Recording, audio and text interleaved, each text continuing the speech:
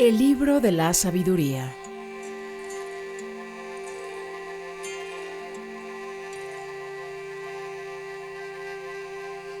Los 7 puntos del entrenamiento mental de Atisha.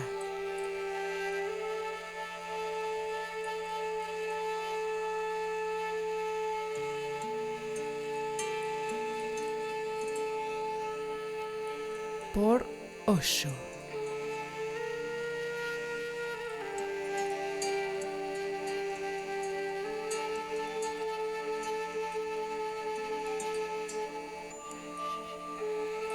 Hoy te presentamos el capítulo 3.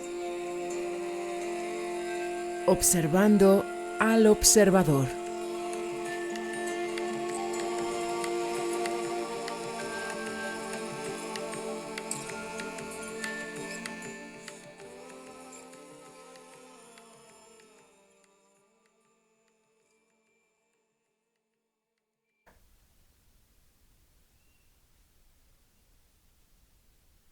Capta el principio de los 2 testigos. Confía siempre en un estado mental dichoso. Aunque estés distraído, si puedes hacerlo, es todavía adiestramiento de la mente. Siempre observa los 3 puntos generales. Cambia tu inclinación y manténla. No discutas defectos. No pienses en nada que sea asunto de los demás. Adiéstrate primero contra la mayor mácula.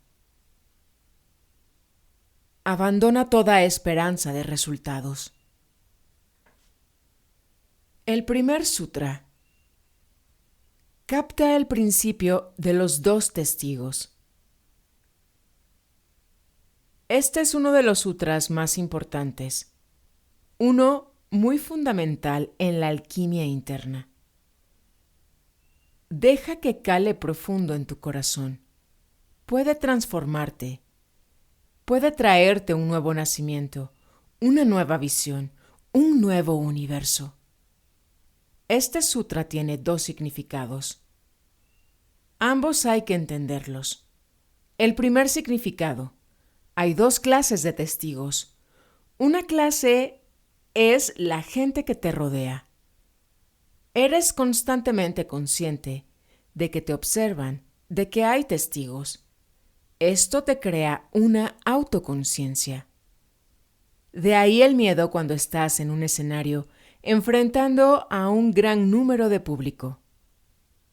Ese miedo lo sienten los actores, lo sienten los poetas, lo sienten los oradores. Y no solo los principiantes, sino incluso aquellos que han consumido toda su vida actuando. Cuando suben al estrado, les surge un gran temblor, un gran miedo. ¿Saldrán airosos del trance o no? Con tantos ojos observándote, quedas reducido a un objeto. Ya no eres una subjetividad, te has convertido en una cosa. Y tienes miedo porque puede que no te aprecien, puede que no alimenten tu ego, puede que no les gustes, puede que te rechacen. Ahora estás en sus manos. Quedas reducido a un esclavo dependiente. Ahora tienes que actuar de tal manera que obtengas su aprecio. Tienes que reforzar sus egos con la esperanza de que ellos en respuesta refuercen el tuyo. Cuando estás con amigos, no tienes tanto miedo. Los conoces, son predecibles, ellos confían en ti y tú confías en ellos. Pero cuando te enfrentas a un público anónimo, surge un miedo mayor. Todo tu ser empieza a temblar. Tu ego entero está en juego. Puedes fracasar. ¿Quién sabe? El éxito no está garantizado. Esta es la primera clase de testigo. Los otros son testigos y tú eres tan solo un mendigo. Esta es la situación en la que viven millones de personas. Viven para los demás. Por eso viven solo en apariencia. En realidad, no viven. Están siempre ajustándose a los demás, porque solo son felices si los demás están contentos con ellos. Hacen concesiones de continuo, venden sus almas con un sencillo propósito: que sus egos salgan fortalecidos, que puedan hacerse famosos, conocidos.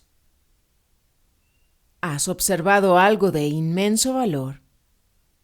¿Has observado que inmediatamente después de que un poeta, un novelista o un científico obtiene el premio Nobel, su creatividad declina? Ningún laureado con el Nobel ha sido capaz de producir algo tan valioso como lo que creaba antes de recibirlo. ¿Qué es lo que sucede?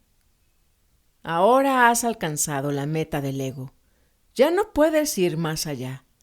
Así que ya no hay necesidad de que te ajustes a la gente. Una vez que el libro se hace famoso, el autor muere. Eso es lo que pasó con el profeta de Jalil Gibran. Eso es lo que pasó con Gitanjali de Rabindranath. Y esa es casi siempre la regla, no la excepción. Una vez que eres famoso, dejas de hacer concesiones. ¿Para qué? Ya eres famoso. Y cuando dejas de hacer concesiones, la gente empieza a rechazarte, a no hacerte caso. Tu creatividad entera estaba enraizada en el deseo del ego. Ahora el ego se siente tranquilo y toda la creatividad desaparece. Esta es la situación en la que vive el 99,9% de la gente. Conoces solo una clase de testigo: el otro. Y el otro siempre te crea ansiedad. Jean-Paul Sartre dice correctamente: el otro es el infierno. El otro no te deja relajarte. ¿Por qué te sientes tan relajado en el cuarto de baño, en tu bañera? Porque el otro no está ahí. Pero si cuando estás relajado en la bañera, de repente ves a alguien que te mira por el ojo de la cerradura, en un instante toda la relajación desaparece. De nuevo estás tenso. Te están observando. Para crear miedo en la gente, los sacerdotes a lo largo de los tiempos han dicho que Dios te vigila constantemente. Dios está constantemente vigilándote, día tras día. Quizá tú duermas, pero Él no duerme. Él sigue sentado en tu cama y vigila. No solo te vigila a ti, sino que vigila tus sueños y tus pensamientos.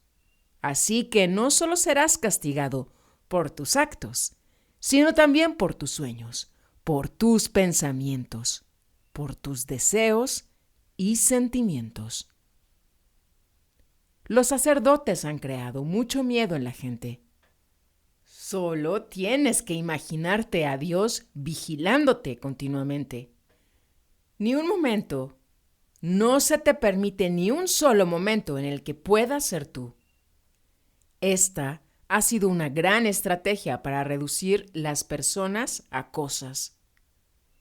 ¿Por qué ansiamos la atención de los demás? Porque tal y como somos, nos encontramos vacíos. Tal y como somos, no somos. Tal y como somos, no tenemos el centro del ser. Solo somos ruido, multitud. Una casa llena de sirvientes, discutiendo uno con el otro, porque el dueño no está, o se ha quedado dormido. Ansiamos la atención de los otros para, al menos, poder crear un pseudocentro.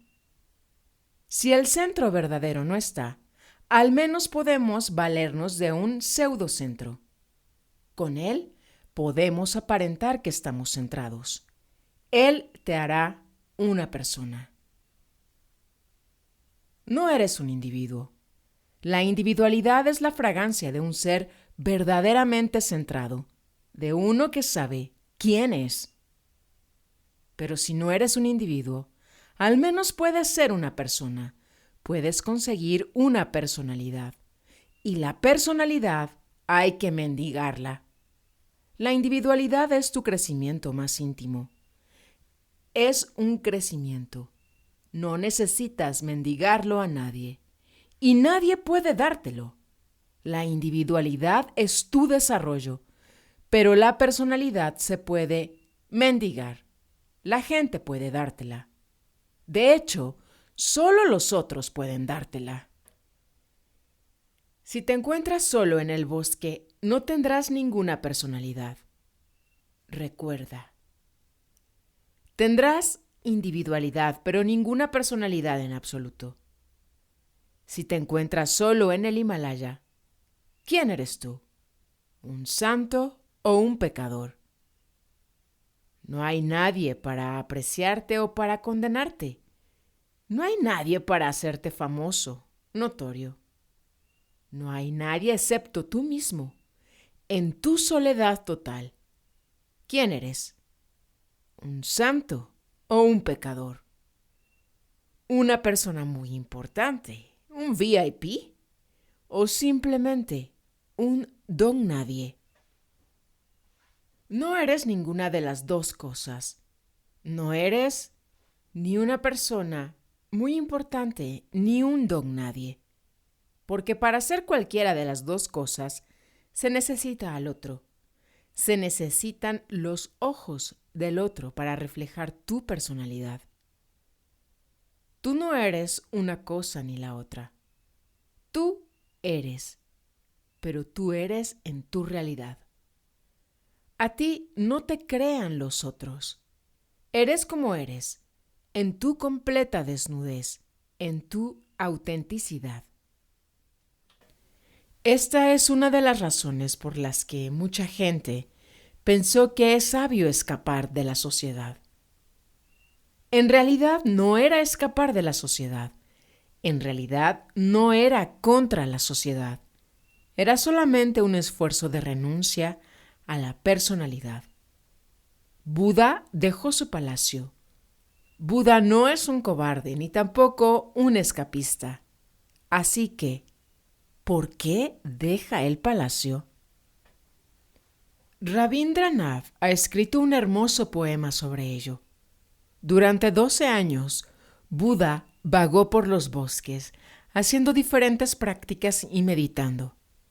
Y al final llegó el día de regocijo supremo. Se iluminó. Naturalmente, lo primero que recordó fue que tenía que volver al palacio para comunicar la buena noticia a la mujer que había amado, al hijo que había dejado atrás y al anciano padre que todavía esperaba que volviera. Estas son cosas tan humanas que se llevan en el corazón. Después de 12 años, Buda regresó. Su padre estaba enojado como cualquier padre lo estaría. No pudo ver quién era Buda. No pudo ver aquello en lo que Buda se había convertido. No pudo ver su individualidad, que era tan patente y tan clara. El mundo entero se daba cuenta de ello, pero su padre no podía verlo. Su padre le recordaba con la personalidad, y esa personalidad ya no estaba ahí. Buda había renunciado a ella el día en que dejó el palacio. De hecho, Buda tuvo que dejar el palacio precisamente para renunciar a su personalidad. Quería conocerse a sí mismo tal y como era. No estaba interesado en saber lo que otros pensaban de él. Pero su padre le miraba ahora a la cara con los ojos de hace 12 años y le dijo: «Soy tu padre. Aunque me hayas hecho mucho daño, aunque me hayas herido profundamente, te quiero. Soy un anciano y estos 12 años han sido una tortura. Tú eres mi único hijo y he intentado seguir vivo hasta que regresaras. Ahora ya estás aquí. Toma cargo del palacio. Sé el rey. Ahora déjame descansar. Ha llegado el momento de que descanse. Has cometido un pecado contra mí. Casi me has asesinado, pero te perdono y te abro las puertas. Buda se rió y dijo: Padre, date cuenta con quién estás hablando. El hombre que dejó el palacio ya no está aquí. Murió hace mucho tiempo. Yo soy otra persona. Mírame. Y su padre se enojó todavía más. Dijo: ¿Quieres engañarme? Es que no te conozco. Te conozco mejor de lo que tú te puedas conocer. Soy tu padre. Te he traído al mundo. En tu sangre circula mi sangre y no te voy a conocer. Buda dijo: Aún así, padre, por favor, ciertamente me has traído al mundo. He venido por medio de ti. Es verdad. Pero tú has sido tan solo un vehículo. Y solo porque alguien haya venido montado en un caballo, no significa que el caballo conozca al jinete. He pasado por las puertas de tu cuerpo, pero eso no significa que me conozcas. De hecho, hace 12 años, ni siquiera yo sabía quién era. Ahora lo sé. Mírame a los ojos. Por favor, olvida el pasado. Estate aquí y ahora. Pero el padre era incapaz. Con sus viejos ojos llenos de lágrimas, de ira y de alegría, no podía ver lo que le había sucedido a Buda. ¿Qué tonterías estás diciendo? ¿Qué ha muerto y qué ha renacido? ¿Qué es una individualidad totalmente diferente? ¿Que ya no es la personalidad? ¿Qué es una individualidad? En los diccionarios, personalidad e individualidad son sinónimos. En la vida no lo son. La personalidad es falsa, una simulación, una fachada. La individualidad es tu verdad. ¿Para qué queremos que un gran número de personas nos preste atención? ¿Para qué ansiamos eso? Para crear la personalidad. Y cuanto más personalidad crees en torno a ti, menor es la posibilidad de conocer tu individualidad. Y cuando Buda fue a ver a su mujer, ella estaba todavía más enojada. Su mujer le hizo solo una pregunta muy importante. Dijo: Solo tengo una pregunta que hacerte. He esperado durante todos estos años y solo quiero hacerte una pregunta. La pregunta es simple, pero sé sincero. Ella todavía piensa que Buda puede ser insincero. Sé sincero, di la verdad y respóndeme tan solo a una cosa. Lo que hayas alcanzado en el bosque, ¿no hubiera sido posible alcanzarlo aquí, en el palacio? Solo se encuentra a Dios en el bosque y no aquí, donde está la gente. Su pregunta es de tremenda importancia. Buda dijo: Sí, la verdad está tanto aquí como allí, pero hubiera sido muy difícil para mí llegar a conocerla aquí, porque me encontraba perdido en la personalidad de un príncipe, la personalidad de un marido, la personalidad de un padre, la personalidad de un hijo. La personalidad era algo desbordante. En realidad, no fue el palacio lo que abandoné. Solo estaba dejando atrás mi personalidad, para que no hubiera nadie que me recordara quién era yo. Para poder responder a la pregunta: ¿Quién soy yo? Por mí mismo. Quería confrontarme conmigo mismo. No estaba interesado en las respuestas de los demás. Pero todo el mundo está interesado en las respuestas de los demás. ¿Cuánto te gusta el que alguien te diga, eres muy hermoso? Sarvesh le decía a Mukta, me siento un poco perdido. Por supuesto, Sarvesh es uno de los mejores ventrílocos que ha dado el mundo. Vive la vida del artista, siempre en el escenario, luces enfocándole desde todas partes, miles de personas absolutamente alerta, mirando lo que él hace con gran reconocimiento. Sarvesh tiene talento, tiene genio y ha vivido inundado por la atención de los demás. Naturalmente, en esta comuna nadie va a decirle, Sarvesh, eres magnífico. Sarvesh, eres esto, eres lo otro. Él debe sentirse un poco perdido. Este es un problema para las personas que son figuras públicas.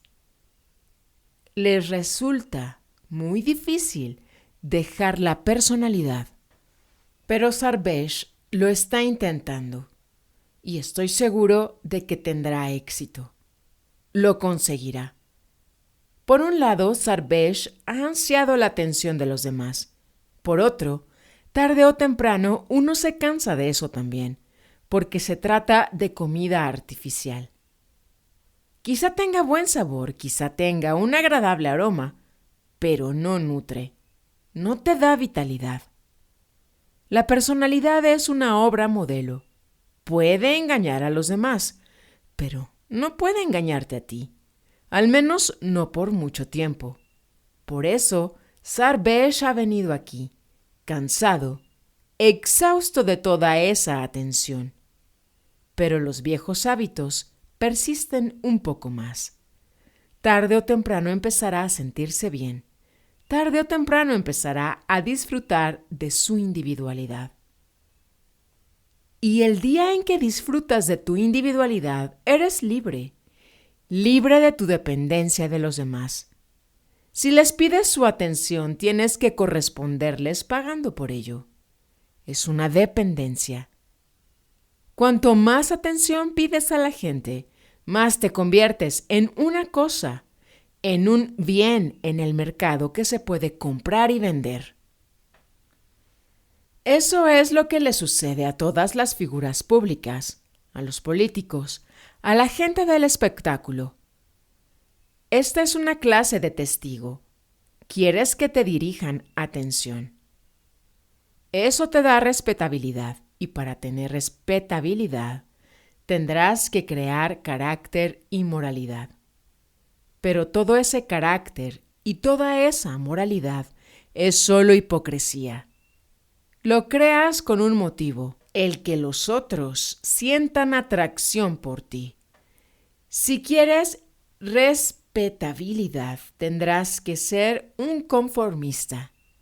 Tendrás que ser obediente con la sociedad y sus demandas. Tendrás que vivir de acuerdo a los falsos valores, porque la sociedad está formada por gente profundamente dormida.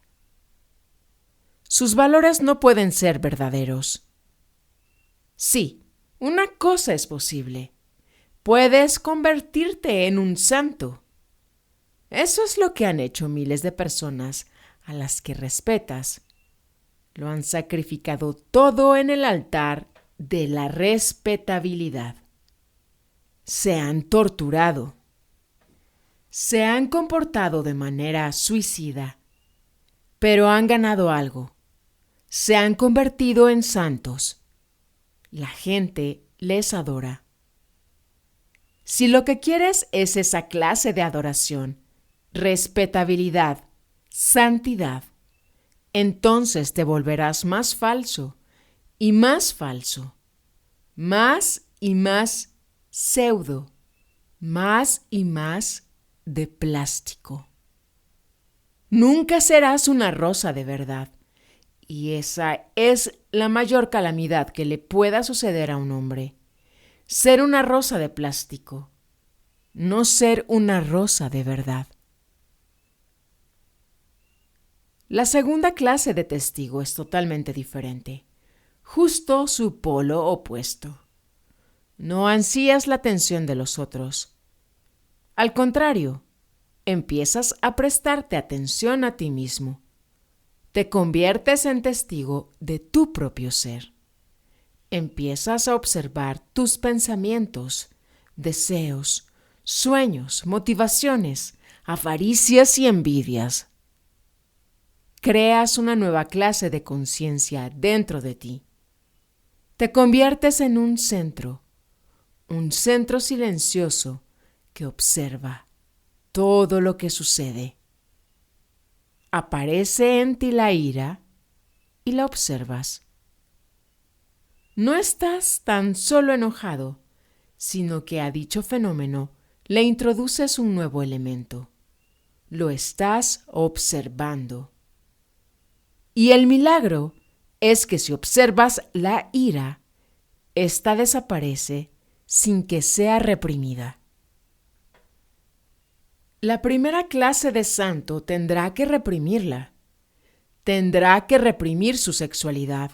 Tendrá que reprimir su avaricia. Y cuanto más reprimes algo, más profundo va en tu inconsciente. Se vuelve parte de tus cimientos y empieza a afectar tu vida desde ahí. Es como una herida supurante, pero la has tapado.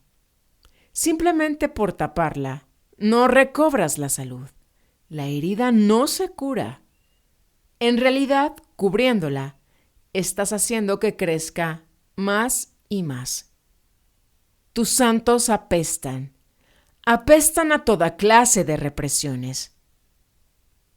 La segunda clase de testigo crea un tipo de persona completamente diferente. Crea al sabio. El sabio es aquel que sabe quién es, no por medio de los demás. El sabio es aquel que vive la vida de acuerdo a su propia naturaleza, no de acuerdo a los valores de los demás. El sabio tiene su propia visión y el coraje de vivirla. El sabio es rebelde. El santo es obediente, ortodoxo, convencional, tradicional, conformista. El sabio es inconformista, no es tradicional, no es convencional, es rebelde. La rebelión es el sabor mismo de su ser. Él no depende de los demás. Él sabe qué es la libertad y sabe del júbilo de la libertad. Al santo le seguirá una gran multitud.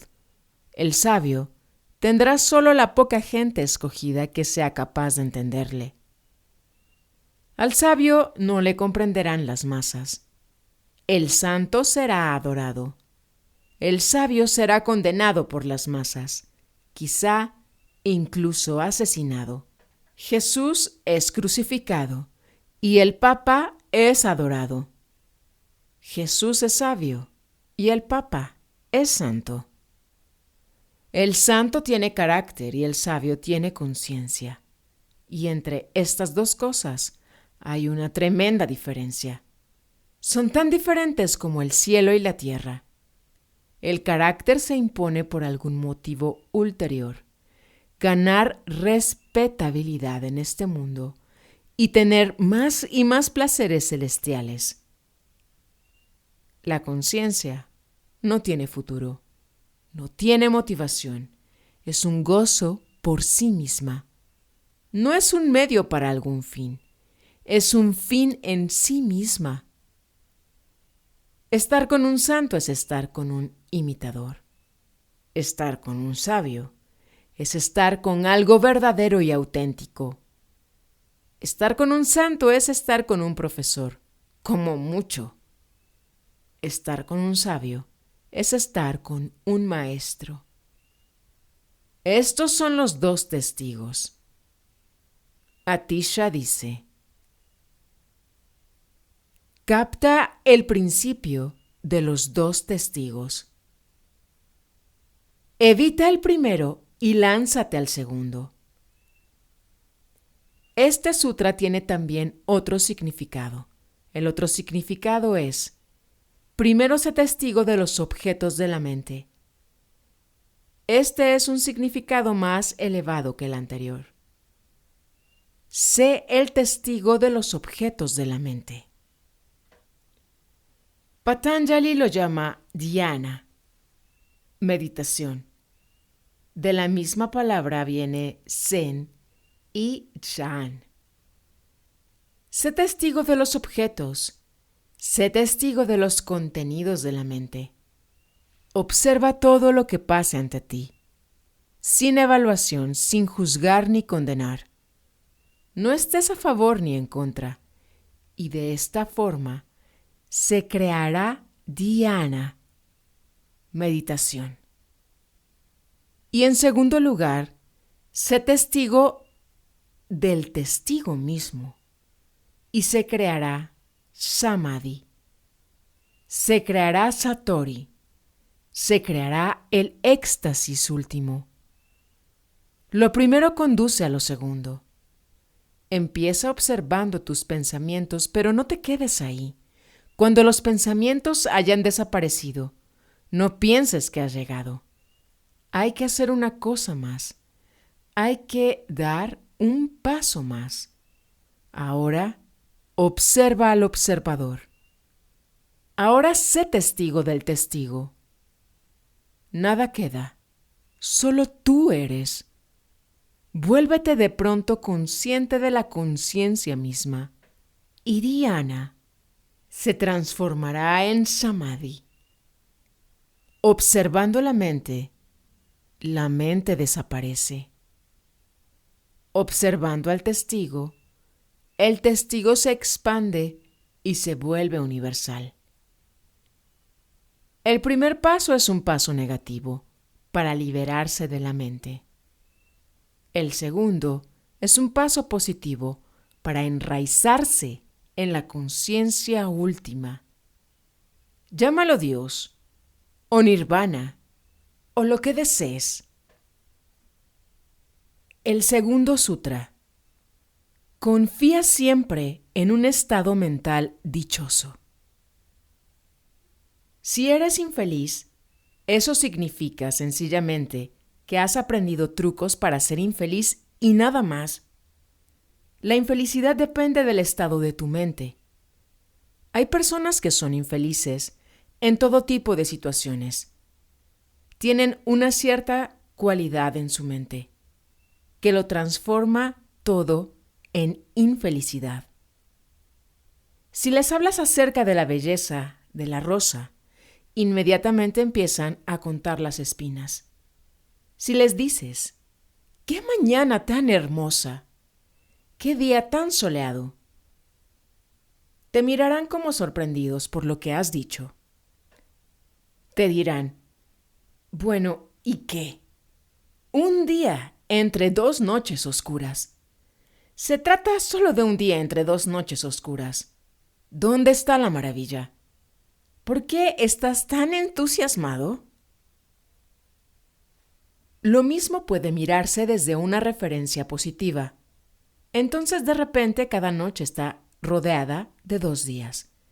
Y de repente resulta un milagro el que la rosa sea posible. El que una flor tan delicada sea posible entre tantas espinas. Todo es lo mismo. Todo depende de la clase de estado mental que lleves en la cabeza. Millones de gente llevan cruces. Naturalmente, obviamente, están agobiados. Su vida es una pesadez. Su estado mental es tal que inmediatamente quedan enfocados en todo lo que sea negativo. Magnifican lo negativo. Miran la vida de una manera mórbida. patológica, pero siguen pensando, ¿qué podemos hacer? El mundo es así. No, el mundo no es así. El mundo es absolutamente neutro. Tiene espinas, tiene rosas, tiene noches y tiene días. El mundo es absolutamente neutro, equilibrado. Lo tiene todo. Depende de ti de lo que escojas. Si has decidido escoger solo lo malo, vivirás en un mundo malo, porque vivirás en el mundo que tú mismo has escogido. Así es como la gente crea el cielo y el infierno en la misma tierra. Pero parece increíble que Buda viviera en esta tierra con aquel tipo de gente y estuviera en el paraíso. Y tú vivas en la misma tierra con el mismo tipo de gente y estés en un infierno. Aquí hay dos posibilidades. La mente política dice, cambia el mundo. La mente religiosa dice, cambia tu estado mental. La religión y la política son diametralmente opuestas. Hay una posibilidad de que la ciencia y la religión se encuentren un día. Tarde o temprano, la ciencia y la religión se van a encontrar, porque su enfoque es muy similar. Quizá la dirección sea diferente. La ciencia busca en lo externo y la religión en lo interno. Pero la búsqueda, la cualidad de la búsqueda es la misma. El espíritu de la búsqueda es el mismo. Aunque no veo ninguna posibilidad de que la política y la religión se encuentren. La política piensa siempre que el mundo está mal. Cambia la sociedad, la economía, la estructura, esto y lo otro, y todo estará bien. Y la religión dice, el mundo siempre ha sido el mismo y lo seguirá siendo. Solo puedes cambiar una cosa, el contexto de tu mente, la condición de tu mente. Confía siempre en un estado mental dichoso. Deja que esto se convierta en una de las leyes fundamentales de tu vida. Incluso si te tropiezas con lo negativo, encuentra algo positivo en ello. Siempre serás capaz de encontrar algo. Y el día en que aprendas el arte de encontrar lo positivo en lo negativo, danzarás de alegría. Inténtalo. Prueba esta nueva forma de ver la vida. Piensa en términos optimistas. No seas pesimista. El pesimista crea el infierno a su alrededor y vive en él. Vives en el mundo que creas. Recuerda, no hay solamente un mundo. En el mundo hay tantos mundos como mentes. Yo vivo en mi mundo. Tú vives en tu mundo. Los mundos no son solo diferentes, sino que no coinciden ni tan siquiera parcialmente. Son absolutamente diferentes. Existen en planos diferentes. Atisha hace regla fundamental para sus discípulos vivir en un estado mental dichoso. Entonces comienzas a transformar toda oportunidad en un desafío para el crecimiento. Por ejemplo, alguien te insulta. Está tan claro que te han insultado. Y ahora, ¿cómo vas a practicar un estado mental dichoso? Sí, se puede practicar. Insulta a un Buda y lo sabrás. A Gautama el Buda le insultaron en una ocasión. Él pasaba por un pueblo y la gente del lugar estaba muy en su contra. Les era imposible comprender lo que Buda estaba enseñando. Comparado con los Budas, el mundo entero es siempre muy primitivo, muy burdo, muy estúpido. La gente se juntó y le insultó a placer. Buda escuchó muy en silencio y después dijo: Si habéis terminado, puedo marcharme, porque tengo que ir a otro pueblo y me deben estar esperando. Si no habéis acabado, cuando venga mañana podéis volver y terminar el trabajo. Un hombre entre la multitud dijo: ¿No nos has oído? Te hemos estado insultando e injuriando. Hemos usado todo tipo de palabras groseras, todo lo que nos ha venido a la cabeza. Buda se rió. Dijo: habéis llegado un poco tarde. Teníais que haber venido 10 años antes. Entonces yo estaba en el mismo estado mental que estáis vosotros. Entonces os hubiera contestado, y os hubiera contestado bien. Pero ahora esto es para mí una oportunidad de ser compasivo, de ser meditativo. Os estoy agradecido por concederme esta oportunidad.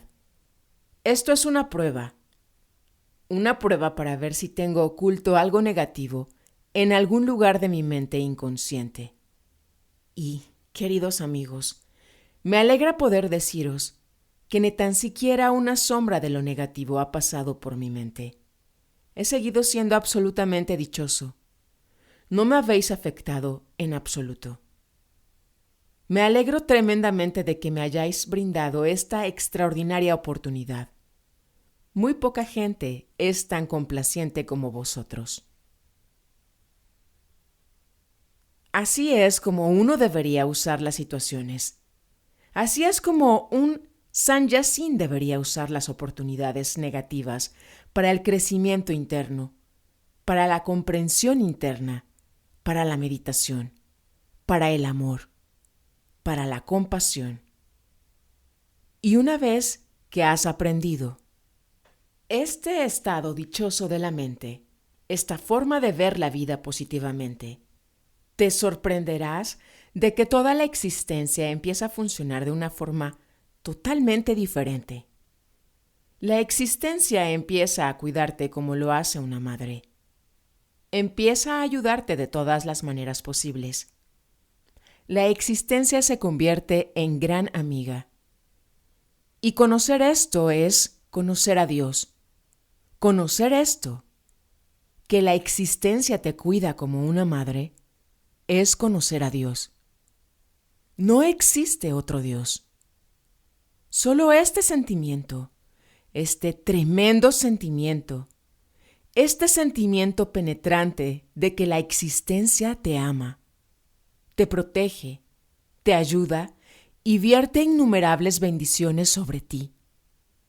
El sentimiento de que la existencia muestra su gracia para contigo, de que no te encuentras separado, de que no eres un extraño, de que esta es tu casa. El sentir que esta existencia es mi casa es conocer a Dios.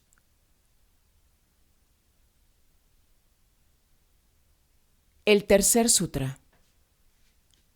Aunque estés distraído, si puedes hacerlo, eso es todavía adiestramiento de la mente. Sí, algunas veces estarás distraído. Todavía no sois todos Budas. Habrá veces en las que estéis distraídos. Habrá veces en las que te veas arrastrado por lo negativo, aspirado por los viejos hábitos, y cuando quieras darte cuenta, ya habrá sucedido. Eres infeliz. La sombra ha caído sobre ti. La cima soleada ha desaparecido. Has caído en el oscuro valle. Entonces, ¿qué hacer en esos momentos? Atisha dice: aunque estés distraído, si puedes hacerlo, eso es todavía adiestramiento de la mente. ¿Qué quiere decir Atisha con si puedes hacerlo? Esto es de gran importancia. Si puedes estar atento a esa falta de atención, si puedes ser consciente de que has caído en la trampa de lo negativo, eso es todavía meditación. Eso es todavía adiestramiento de la mente. Todavía estás creciendo. Sí, muchas veces caerás, es natural. Y muchas veces te olvidarás, es natural. Y muchas veces estarás atrapado y te llevará tiempo el recordar. Pero en el momento en que te acuerdes, recuerda totalmente. Despierta totalmente y di: he caído. Y ve la diferencia. Si preguntas al tipo normal de persona religiosa, te dirá: arrepiéntete, castígate. Pero Atisha dice: si estás atento, eso es suficiente. Estate atento a tu falta de atención. Sé consciente de que no has sido consciente. Eso es todo. No se necesita ningún arrepentimiento. No te sientas culpable. Olvidarse es natural. Olvidarse es humano. No tienes por qué sentirte culpable, aunque hayas caído muchas veces. El cometer errores, el extraviarse, es parte de nuestra fragilidad humana y sus limitaciones, así que no hay necesidad de arrepentirse. El arrepentimiento es algo feo, es como jugar con tu herida, es meter el dedo en tu llaga. No hay necesidad de hacerlo. Y no solo no hay necesidad de hacerlo, sino que el hecho de hacerlo es dañino. La herida puede infectarse, y el meter el dedo en la llaga tampoco ayuda a la curación. Si has caído, simplemente sabe que has caído, sin culpa, sin arrepentimiento. No hay necesidad de ir a ninguna parte a confesarlo. El saberlo es suficiente, y al saberlo, estás ayudando a tu conciencia a crecer. Caerás cada vez menos, porque ese saber se hará cada vez más fuerte en ti. El cuarto sutra. Siempre observa los 3 puntos generales. ¿Cuáles son estos 3 puntos generales? El primero es regularidad en la meditación. Recuerda, es muy difícil crear la meditación. Es muy fácil perderla. Crear cualquier cosa que sea superior cuesta un esfuerzo arduo, pero lo creado puede desaparecer en un momento. Perder contacto con la meditación es muy fácil. Esa es una de las cualidades de lo superior. Es como cuidar del crecimiento de una flor. Un viento un poco fuerte y la rosa se marchita, y los pétalos se caen, o entra algún animal en el jardín y se la come. La meditación se pierde muy fácilmente, y fue un camino tan largo el crearla. Y cuando haya un conflicto entre lo superior y lo inferior, recuérdalo siempre. Lo inferior gana fácilmente. Si provocas un choque entre la rosa y la roca es la que va a morir, no la roca. La roca puede que ni siquiera se dé cuenta de que ha habido un choque. Todo tu pasado está lleno de rocas. Y cuando empiezas a cultivar dentro de ti la rosa de la conciencia, hay 1001 posibilidades de que tus antiguas rocas la destrocen. Hábitos. Hábitos mecánicos. Tendrás que estar muy alerta. Tendrás que ser muy cuidadoso. Tendrás que andar como una mujer embarazada. Por eso el hombre de conciencia anda cuidadosamente. Vive cuidadosamente. Y esto tiene que ser un fenómeno regular. No se trata de meditar un día un poco, después por unos días olvidarse de ello y después otro día volver a meditar.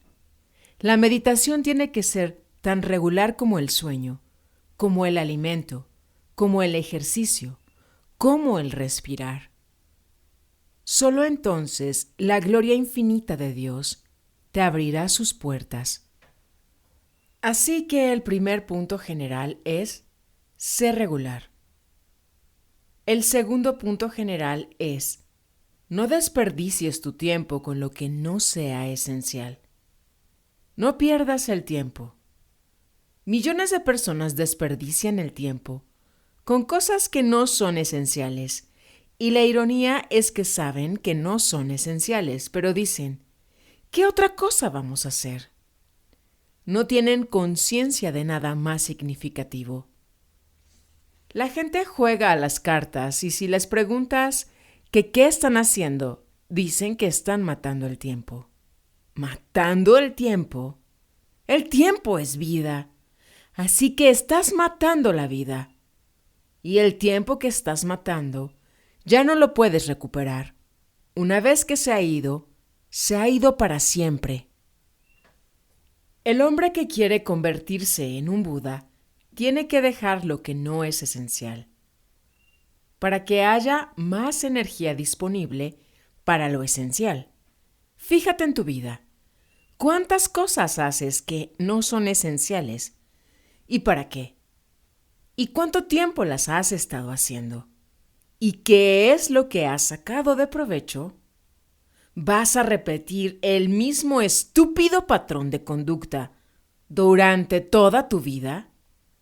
¡Basta ya! Míralo, medita sobre ello. Habla solo lo que sea esencial. Haz solo lo que sea esencial. Lee solo lo que sea esencial. Y ahorrarás mucho tiempo, ahorrarás mucha energía. Y toda esa energía y todo ese tiempo pueden canalizarse fácilmente hacia la meditación, hacia el crecimiento interno, hacia la observación. Jamás he visto a un hombre que fuera tan pobre que no pudiera meditar. Pero la gente está ocupada en cosas tontas, completamente tontas. No parecen tontas, porque los demás están también haciendo lo mismo. Pero el que busca tiene que estar alerta. Fíjate más en lo que estás haciendo. ¿En qué estás haciendo con tu vida? Porque para cultivar las rosas de la conciencia se necesitará mucha energía, se necesitará un depósito de energía. Y todo lo que es importante viene solo cuando tienes energía de más.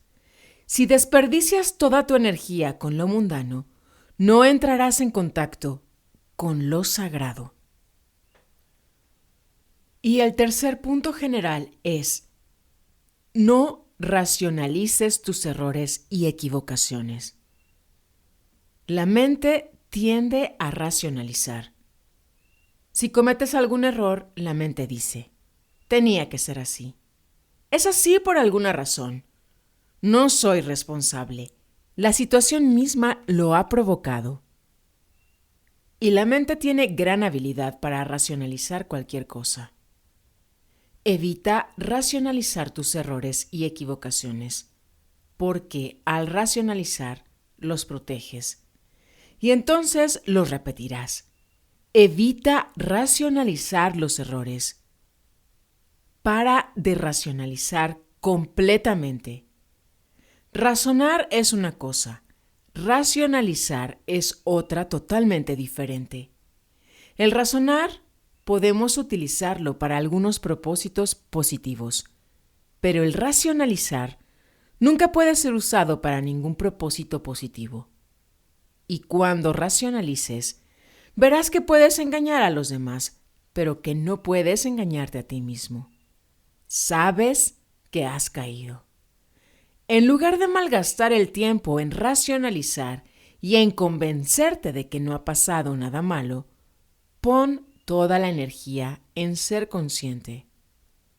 Todos estos puntos generales son para ayudarte a tapar los escapes de energía, porque si no los tapas, Dios vierte energía en ti y tú tienes tantos escapes que nunca estás lleno. La energía viene pero se escapa. El quinto sutra. Cambia tu inclinación y manténla. Cambia tu inclinación de la mente al corazón. Este es el primer cambio. Piensa menos, siente más, intelectualiza menos, intuye más. El pensar es un proceso muy engañoso. Te da la impresión de que estás haciendo grandes cosas, pero tan solo estás haciendo castillos en el aire. Los pensamientos no son sino castillos en el aire. Los sentimientos tienen más materia, más sustancia. Los sentimientos te transforman. El pensar en el amor no te ayudará, pero el sentir amor te cambiará. El pensar es algo muy querido por el ego porque el ego se nutre de ficciones. El ego no puede digerir ninguna realidad y el pensar es un proceso ficticio. El pensar es como soñar. Es un soñar sofisticado. Los sueños son pictóricos y el pensar es conceptual, pero el proceso es el mismo. El soñar es una forma primitiva de pensar y el pensar es una forma civilizada de soñar.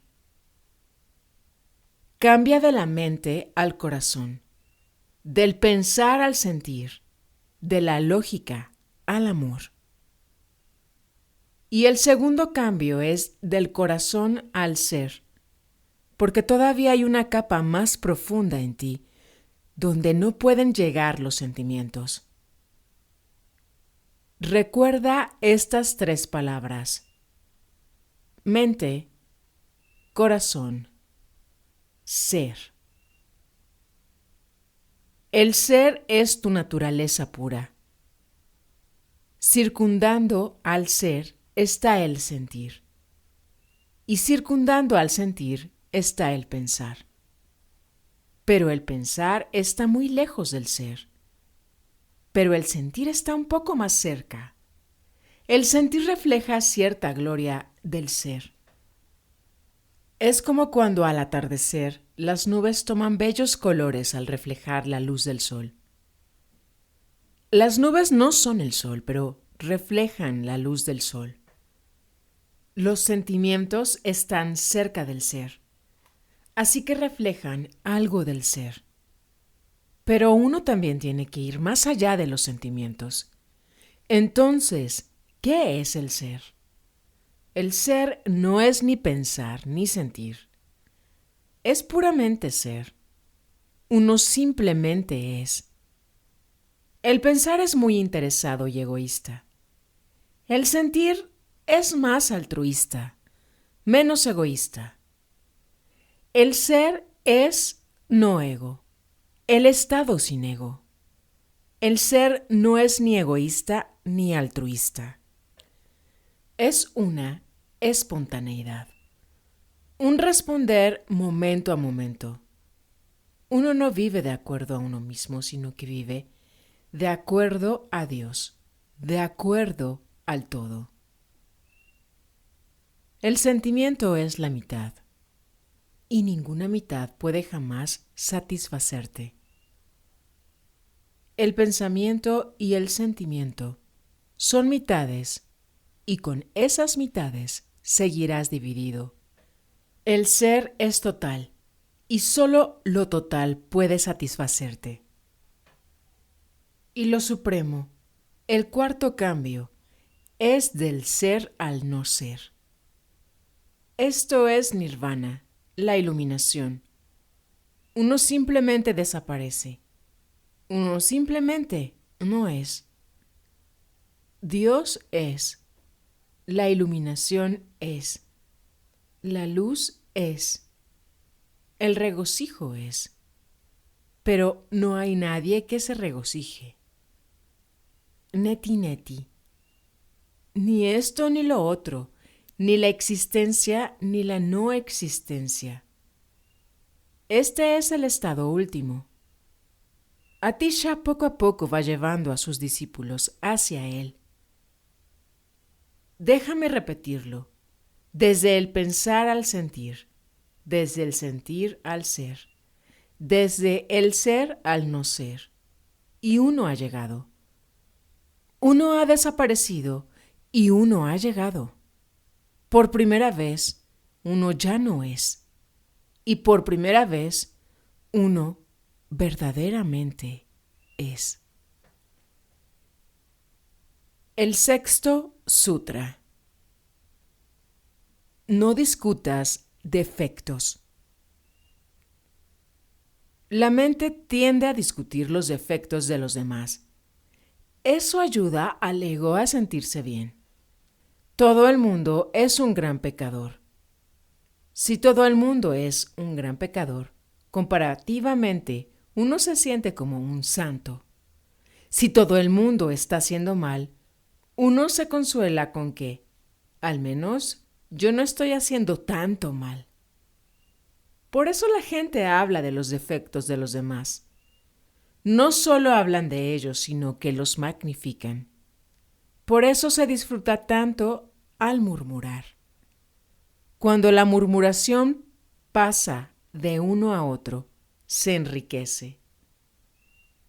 Y cuando venga de vuelta traerá algo añadido.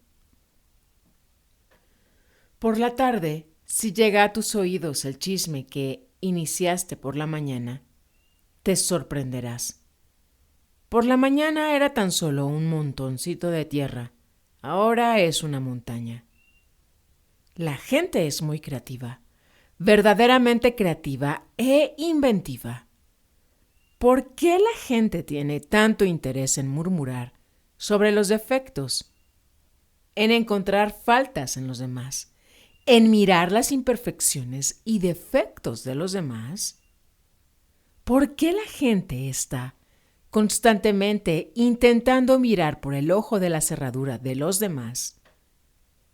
La razón es, el hacerlo les ayuda a sentirse mejor con ellos mismos. Se vuelven fisgones solo para sentirse bien. Yo soy mucho mejor. Hay un motivo, y el motivo no es ayudar a los demás. No, no es eso.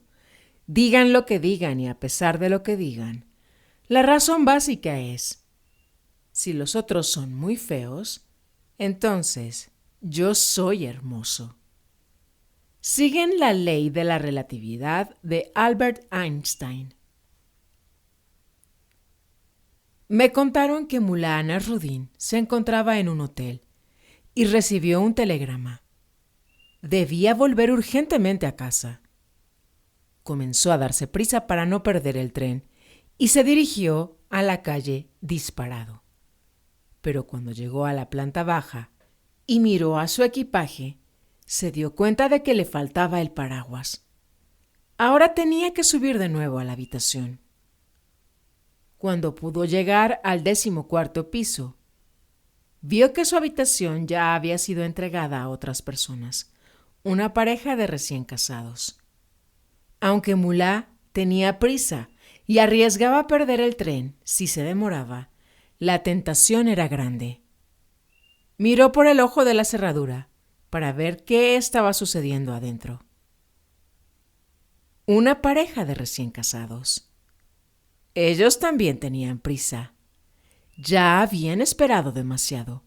La ceremonia nupcial, la iglesia, los invitados y todo lo demás. Finalmente, habían conseguido liberarse de todos y de todo, y ahora estaban desnudos, tumbados en la cama, diciéndose cosas dulces. Él le estaba diciendo a ella: «Tienes unos ojos tan hermosos. Nunca he visto unos ojos tan bellos. ¿De quién son esos ojitos?» Y ella le respondía: «Tuyos, tuyos, y solo tuyos». Y así sucesivamente. Estas bellas manos, estos pechos hermosos, y esto y lo demás allá. La lista seguía y seguía. Y Mullah se había olvidado completamente del tren y del taxi que le estaba esperando abajo. Pero de repente se acordó del paraguas. Y la lista estaba a punto de completarse, así que Mullah dijo: «Espera, cuando llegues al paraguas amarillo, ese es mío». La gente hace muchas cosas inconscientemente. Si se volvieran conscientes, dejarían de hacerlas.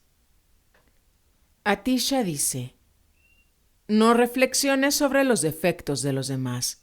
No es asunto tuyo. No interfieras en las vidas de los demás. No es asunto tuyo». Pero hay grandes moralistas cuyo único trabajo es ver quién está obrando mal. Desperdician su vida entera. Son como perros policías olisqueando aquí y allá. Su único oficio en la vida es saber quién está obrando mal. Atisha dice, ese es un feo atributo y un desperdicio del tiempo y energía. No es solo un desperdicio, sino que con ello se fortalece y gratifica al ego. Y un ego más gratificado se convierte en una barrera mayor. Y recuerda, la cuestión no es solo no discutir los defectos de los demás. Ni siquiera te preocupes demasiado por tus propios defectos. Toma nota, sé consciente y deja que el asunto quede zanjado inmediatamente. También hay personas, aunque son menos, que hacen alarde de sus defectos.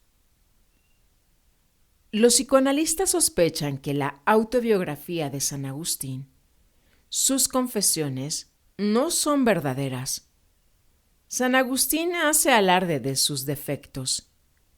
Él no era una persona tan mala, pero el ser humano es verdaderamente increíble. Si empiezas a alardear de tus cualidades, te vas a los extremos. Si empiezas a alardear de los pecados, también te vas al extremo. Y en ambos casos estás haciendo la misma cosa. Lo que San Agustín está haciendo es simple. Al alardear de sus defectos y de sus pecados y de todo tipo de cosas reprobables, está preparando un contexto. Consiguió elevarse de tal infierno y convertirse en un gran santo. Ahora su santidad aparenta ser más significativa de lo que hubiera aparentado de haber sido una buena persona desde el inicio. Y el mismo caso lo tenemos con Mahatma Gandhi, en India. En su autobiografía simplemente exagera sus defectos y habla continuamente de ellos. Esto le ayuda de una manera indirecta. Había caído muy bajo. Estaba en un séptimo infierno y desde ahí comenzó a elevarse y se convirtió en un gran Mahatma, un gran santo. El camino fue muy duro. Esto satisface enormemente al ego. No discutas los defectos de los demás. No discutas tus defectos. Toma nota y nada más. Atisha dice que la conciencia es suficiente, no se necesita nada más.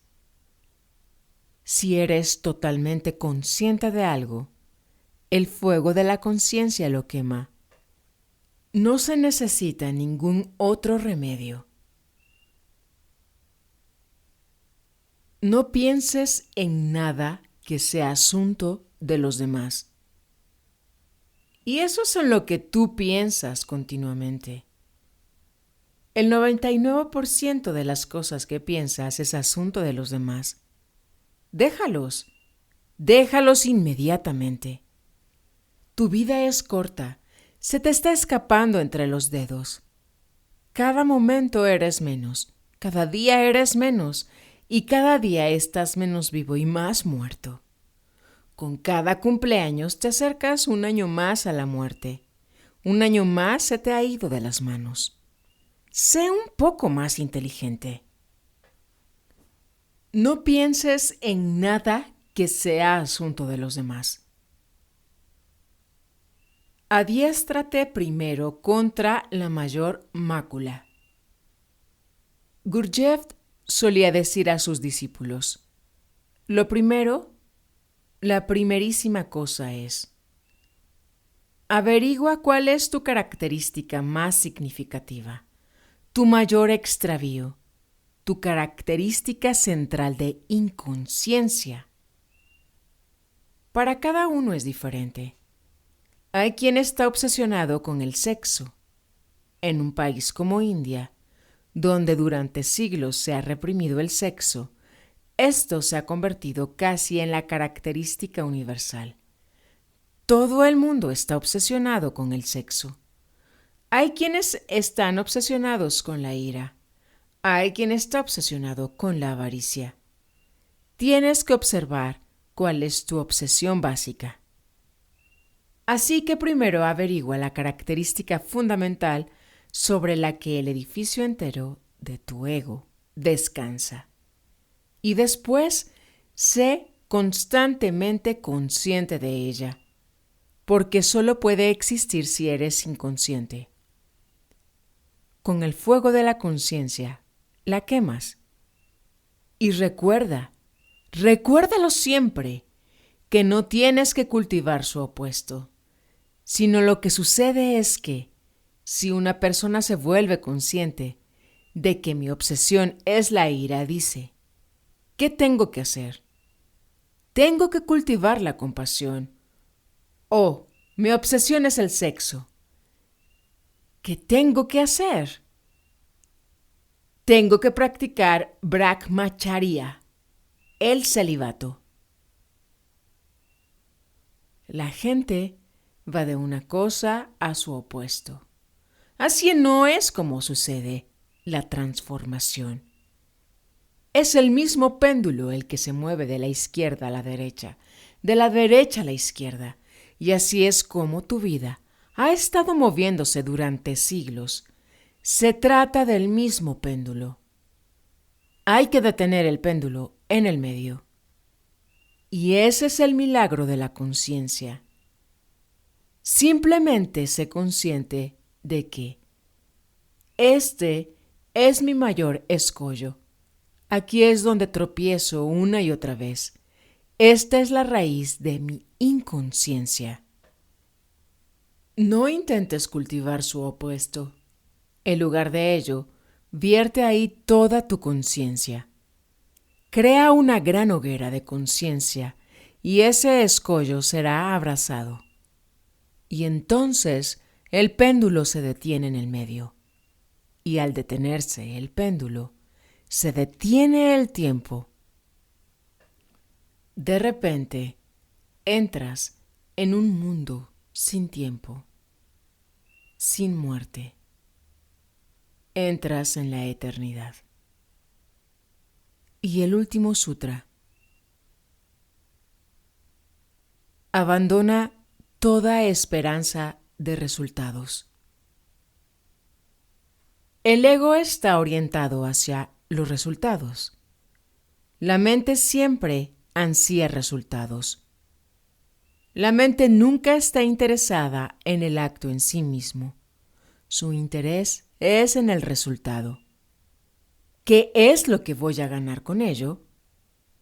Si la mente puede obtener ganancia sin pasar por la acción, entonces elegirá el atajo. Por eso la gente que ha recibido una educación se hace muy astuta, porque son capaces de encontrar atajos. Si ganas dinero de una manera legal, puede que te lleve toda tu vida, pero puedes ganar dinero con el contrabando, con el juego o de otra manera, convirtiéndote en líder político, en primer ministro, en presidente. Entonces todos los atajos están a tu disposición. La persona educada se hace astuta. No se hace sabia. Simplemente se vuelve lista. Se hace tan astuta que quiere tenerlo todo sin tener que hacer nada por ello. La mente, el ego, están orientados hacia los resultados. El ser no está orientado hacia los resultados.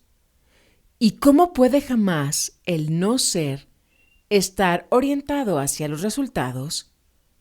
En primer lugar, no es.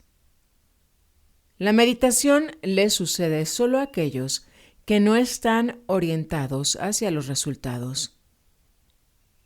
Hay una antigua historia. Un hombre estaba muy interesado en conocerse a sí mismo, en iluminarse. Toda su vida había buscado un maestro que le enseñara la meditación. Había ido de maestro en maestro, pero no sucedía nada. Pasaron los años y estaba ya cansado, exhausto. Entonces alguien le dijo: si de verdad quieres encontrar a un maestro, tendrás que ir al Himalaya.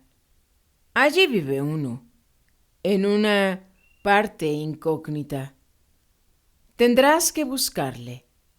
Una cosa es cierta: el maestro se encuentra allí. Nadie sabe exactamente dónde, porque cuando alguien llega a dar con su paradero, él se adentra todavía más en las cordilleras himalayas. El hombre se estaba haciendo viejo, pero hizo acopio de valor.